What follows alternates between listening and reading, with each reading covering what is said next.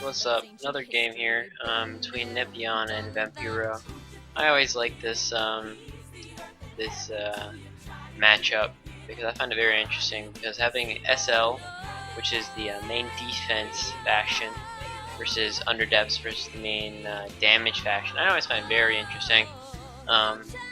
Usually people are always like, wait, shouldn't the two factions, shouldn't their combo negate each other, or their faction bonus, right? Underdepths has +4 damage while SL gets -2 only, but it's not that case. Actually, a lot of the time I usually think that SL has the upper hand when playing versus Underdepths, even though they have like not the weaker faction bonus, but it's relatively to each other it's weaker, right? They only take 2 less damage while they do a complete extra 4. That's not how it is though, because SL does have ranged, while Underdepths doesn't have that, and SL has a lot of other ways to get through this. Anyway, what we see here is from Nepy we see the meta as Underdepths. We see a lot of weird champions here, a lot of champions that you wouldn't see in any real theme, right? We have the Salam, we have the Color as well as Grimlick, right? All different themes. We have attack fire, it's a deep elf, versus a minotaur and a beast. So it's all a lot of different things. So this is just meta. While on the other hand, over here, I would say dragons or beasts, but it might also just be meta, to be honest, with a few just minor combo pieces. Guardian of Airtat, I would usually say is like a beast champion, but in this case, because the Guardian of Airtat he summons the Guardian's Treasure. It's basically small, and this Guardian's Treasure gives gives friendly dragons and beasts extra 2 damage and 1 defense. It also has Fascinating, Majestic, but so it's a pretty good font contester. So good at font contesting.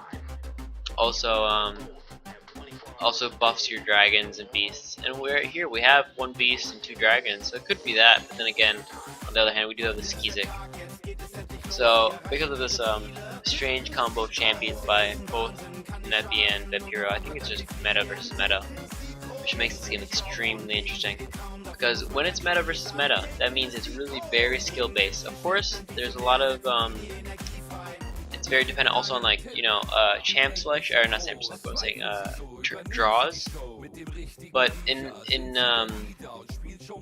Pox Nora, in comparison to, for example, Hearthstone, it's not nearly as draw dependent, because you do already have around at least 10 runes by the time the enemy comes, and it's just a different setup, right? Your champions don't die immediately.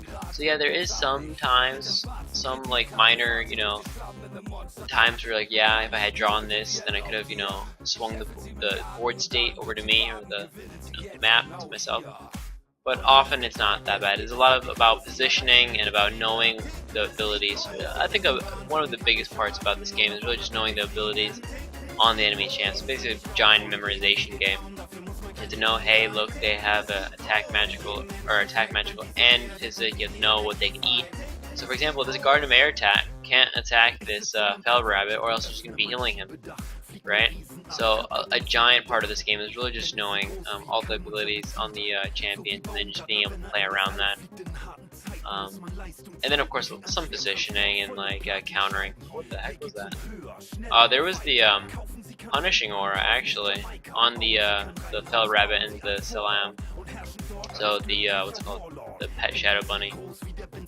The Shadow Bunny we just saw die took, how much did that took? 18 loss of life and 14 loss of life. So a lot of damage taken there. Wow. Punishing Aura. See, that's for example a good point where had Nepy seen that, he might have used his AP, so he only had 4 left instead of having 11 now on this turn, or instead of having 11 on this turn. Had he done that, then he would have been at 11 anyway next turn, but he wouldn't have taken so much damage. So probably should have checked the Punishing Aura. Now we do see the Salam moving down here. Moving up to the shrine. Pretty awkward. what I'm thinking, what Dragon Slayer's thinking, this is also a point of, you know, where you think this is where strategy get into the game. Pox Nora. This is a strategy what Nepy is thinking. He's like, yo, my Fel Rabbit is very low, but no matter what, he's gonna do good in 1v1s. He has some eater abilities, he's pretty tanky, and he has life siphon. Life siphon means he's gonna be pretty hard to kill in general because he can life siphon half of his damage up again. So he's good in the 1v1s. He's like, you know what, I'm gonna attack the shrine this way. Vampiro has to, you know, put up a champion down here, and either I can run away again, right, and just have that champion who also has to move all the way down. You know, it's just basically a waste, not exactly a waste, but a use of of a champion that Vampiro might not want to do. And if not that, then the Fel Rabbit does usually have the upper hand in 1v1s. Now, if, you know, a good strong SL champion comes over here, the Fel Rabbit won't do too well. A dragon, I can't really think of one right now on the top of my head. Yeah, for example, there's a really good example actually. Draxar Shifter is a good champion that can actually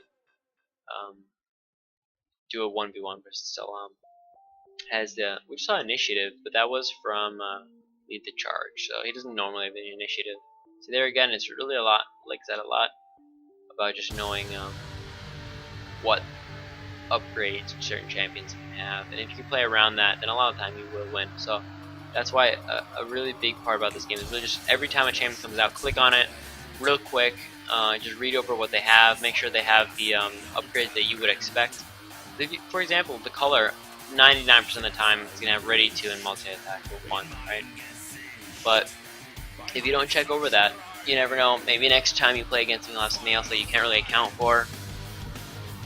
So,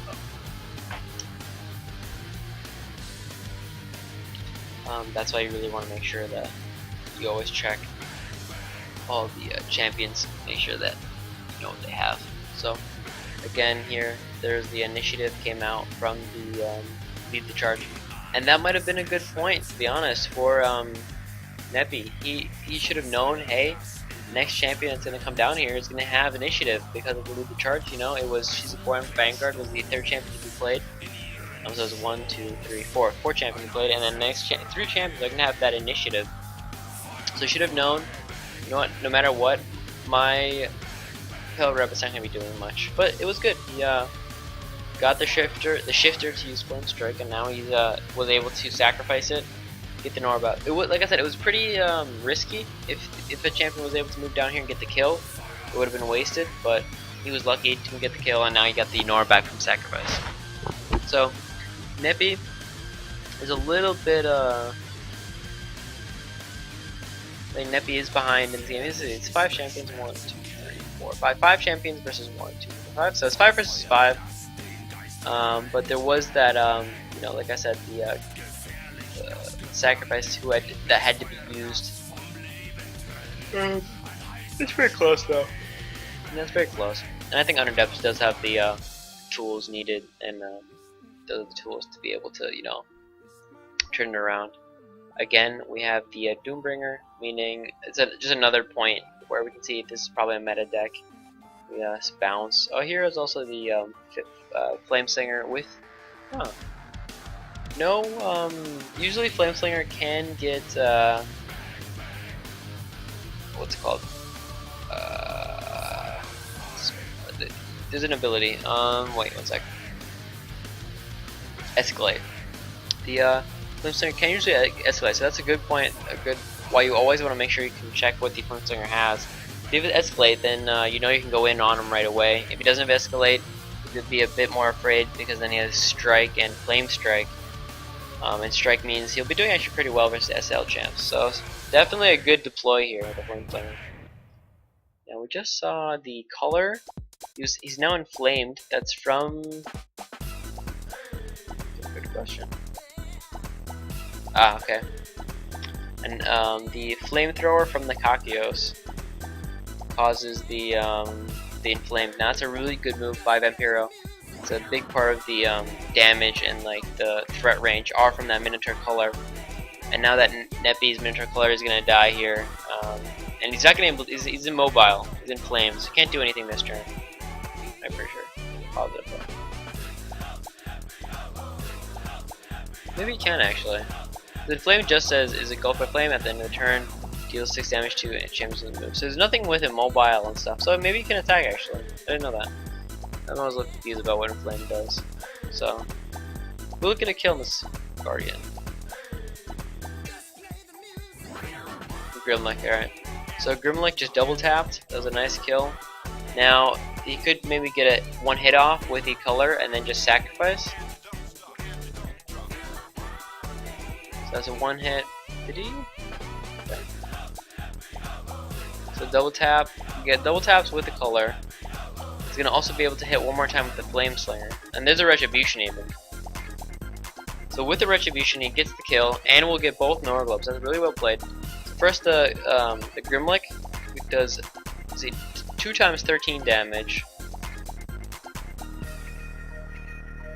Not sure why the Guardian Air attack was so low though. Because 13 plus 13 is only 26. I'm not positive how the Guardian got so low. It was only at 26 HP though, right? Where do you take the extra damage from? Take 6 from color. In Aura? Whatever, it doesn't matter. But it kills 2 champions here, so that was actually really well done by Nepy. Giving him the lead again, I think. So now we see it's 4 versus 5. With that sacrifice, or the Retribution, and then the getting 2 Nora Globes, you kill the champions, you kill 2 champions, and you get both Nora Globes. Nora Globes is really important in this game. Gives you extra 13 Nora. It's very strong. Now, killing this Grimlick would be really big though. I'm not sure if you'll be able to do it. Gets the Petrifying Glaze. So with the Grimlick having to do that double tap to kill the Guardian, he is now petrified. So he can't move. He does have regen, 2 that is. So he can regenerate, but he can't move for the next 2 turns, and that's pretty scary. So that Grimlick's probably gonna die if there's any other attack type other than physical. Which actually there isn't much out on the board. Yeah, there's not much damage other than physical on the board right now for Vampiro. So the Petrifying Gaze kind of protects him in a way. He does have that immunity now to physical damage. What the heck? That's weird. I think that was a misclick. Yeah, that was a misclick. Yeah, that's poor Vampiro. I think that was a misclick there. He moved all the way down here and moved back. Very weird. So this Akakios could be dead next turn though. He has 3 armor plus SL bonus. On the other hand though, he is facing a Thunderhoof with 9 speed next turn.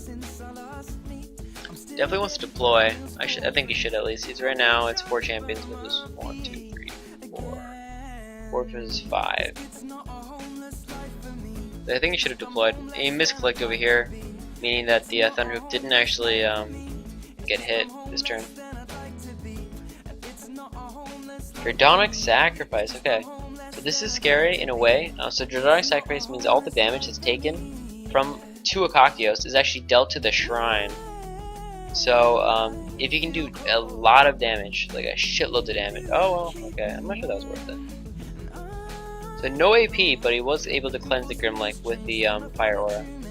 Does 9 damage. I'm not sure that was really worth it. Deals 9 damage to the Grimlick, and he can't move anyway because there's no AP. Alright, so the Akakios won't die, but the damage that was taken by Akakios will be dealt to the shrine. This is actually a good turn by Vampiro. None of his champs die, and he will be able to kill Grimlick. I'm pretty positive next turn. With basically anything, really. Annihilate might even be up, I'm not sure.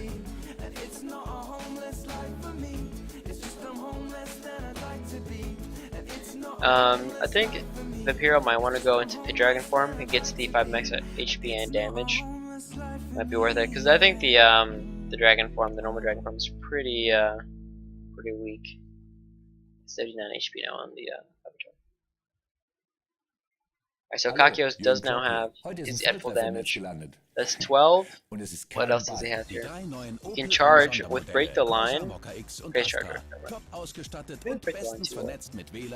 Yeah, Break the Line there. So he kind of is spreading out his damage though. Ooh, okay. So Enslave to kill the Grimlock. He's at 10 damage though only, because he doesn't have the Underdeath bonus. Still quite a bit of damage though. Yeah, Grimlock's very close to dying. Definitely wants to kill the Grimlock though. You can't leave that alive for 2 reasons. One, sacrifice, and number 2, retribution. So you definitely do not want to keep Grimlock alive. Does he have Sand Spray? Yeah, right. Yeah, so Sand Spray will kill that. Actually, hit all of them almost. No, okay, just yeah, Sand Spray will kill him. Will kill the Grimlock, which is good. But he is not able to get the Norgor, which is kind of bad for him for Dragon Slayer. Nepy. But I think Nepy's doing okay, but so is it's a very even game right now, I would say. Very even. Regen rank 3 though, so Akakios will be able to heal up a lot if Nepy isn't able to kill him within the next turn. Then the regen, it's basically heal 3 on him every single 2 turns, right? So you definitely want to kill that Akakios as fast as possible. You see, Vampiro is really prone to not playing champions. Here he plays a Sandstorm even. He could have played I mean, I feel like he had enough Nora for another champion, but instead he decided, no, you know what, I'm just going to play another Sandstorm, get the damage off, as well as get that damage reduction from the Sandblasted, but he thought it was better than just playing another champ. There wasn't that much AP on these champions, so there's no double tap coming out. So I don't know why he just didn't play another champion instead. I don't know. There's really no point somehow. Dragon Form. I wonder if Dragon Form will get dispelled. Good question. Does Dragon Form get dispelled?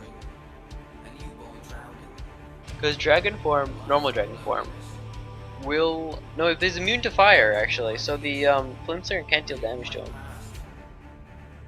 Yeah, he probably clicked. He probably found that out himself as well. He clicked on it. I was like, wait, he has immunity fire. So immunity fire meaning that the Flimslinger can actually do damage. And what we see from Nepy is that while he might be losing a champion every turn, he's deploying every turn. While you know, Vampiro, he's not deploying. He's playing spells and getting a kill, but his champions are getting low. We have 20 HP, 23, and now look how many champs we have on the board for Nepy. Very efficient champ, 65 Nora only, and it's just, ooh, there's the kill even. Wow, the kill, extremely good kill with the what's it called? Go to this, play the snake from what's it called? Mandate. There you go. And there's the game. Yeah, I think Vampiro, he started out well. Got the kill on the Salam with the punishing aura, but he didn't keep deploying, and I think that's a really big problem that a lot of people have. Is they think, you know what, I want the spell. Like for example, that Sandstorm, really not needed whatsoever. Should have just, you know, deployed another champion. Yes, one of his champions would have died, as we just saw anyway, but he would have had another champion on the board, and he just really needs to deploy more, and then he might have done well.